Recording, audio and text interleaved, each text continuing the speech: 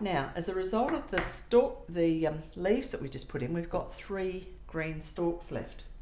So they could actually be another feature, perhaps up here. We've got our three there. Let's just see if we can poke these in, maybe as a bundle. There we go. So that's using up another 3. Now we have our succulent flower. So if I cut that around about there, I'm left with a flower and a stalk. Okay. See how I'm making 2 things out of 1 thing in lots of these cases. So just pull off a few of the little bottom leaves, and then I think that's going to look great in there. So let's poke it in and see how we go. Okay, you can poke it in fairly firmly. All right, and then maybe we could pop this stalk up behind it. It's part of the same plant, but the flower was actually growing out of the stalk. Now it looks as though the stalk's growing out of the flower. I've got a couple of these little leucodendron pods left, so they're really good for poking in the side to cover up a bit more oasis. If this stalk doesn't go in, you might need to cut it a bit shorter. It may have a bend in it, or you might just need to hold it closer to the stalk.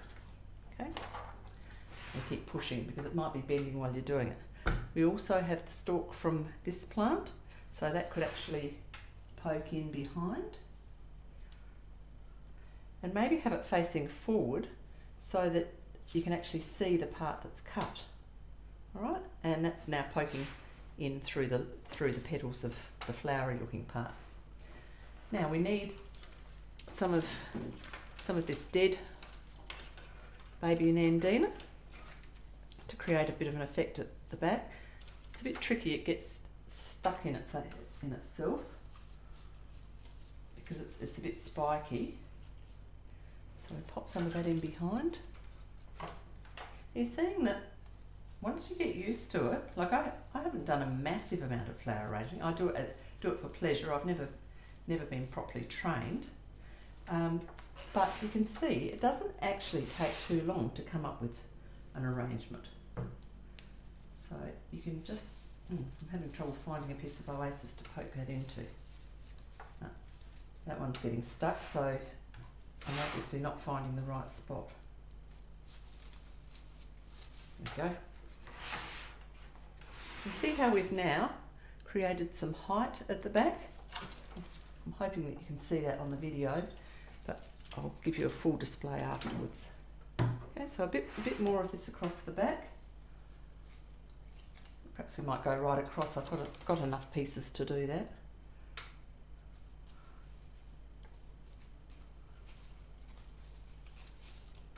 One of the things, when you do your own flower arrangements, you'll get oohs and ahs from people. They think you're so clever and that you put so much time into it, because it's a skill that not everybody has, but potentially with a tiny little bit of practice everybody could do it. Lots of times people just don't know how. Nobody's ever showed them. Well, you're now going to be way ahead of the rest because you've been shown, and you'll be able to create the most beautiful flower arrangements. You'll be able to look at all the bits and pieces of leftovers that you've got in cupboards more creatively. You can do arrangements, like I even do them in tea box. Like the things that the tea bags come in, Lipton tea bags, they're actually divided into sections, and they're in little boxes about that long and about that high. I actually use those for doing mini arrangements, and they turn out really, really nicely. People think they're fabulous. So that's a really good thing to keep up your sleeve too. So instead of throwing the tea box carton away, I always keep it. Okay, now if this is going to be too wide for wherever I want to put it, I can cut some of these little pieces off, which I think I might do, and then they'll be able to be poked in somewhere else. I quite like to put the tallish one in here. I think that's just ready for something tall. And the other thing with these is that the little white parts do come off, so I expected a bit of a mess around the place. Now I've got an area here at the front that needs to be covered, so let's pop something in there.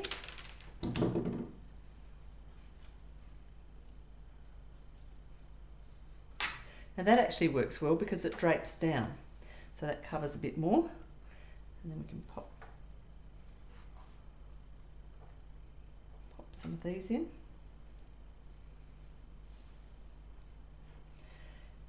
Now if you've got a mother or a mother-in-law who's getting older and they've got absolutely everything and whatever, I don't know too many older ladies who don't like flowers, so this is a fantastic thing, you know, for elderly parents. Just whisk them off a flower arrangement. They love it because you've actually made it yourself. It can work really well. Now for men, if you think that they don't like flowers, well actually lots of them do, but what you can do is in amongst your flower arrangement you just get some skewers and you skewer some chocolates and just pop a chocolate in here and there and they'll think that's an absolute treat. Right, so here we have an arrangement that's probably taken about 10 minutes. It's covered most of the oasis, looks okay from the back, looks okay from the front, and it cost me nothing apart from my little bit of time. Now I've just had a look at the time on the camera and it actually took me 15 minutes to do that. So before I pop it up on YouTube, I'll take a photo of it so you can actually see what the end result looks like against a blank wall. I hope you have heaps of fun while you're doing these flower arrangements. If you want to ask me any questions, could you email me? Just go to askgail, ASKGAIL, at WheelieLike, which is my website, WHEELIELIKE.com, and you can ask me whatever you like. As I said, I'm not a trained florist. I do this for pleasure. I make the videos for pleasure. I hope you get a lot of pleasure out of it, but please feel free to ask me.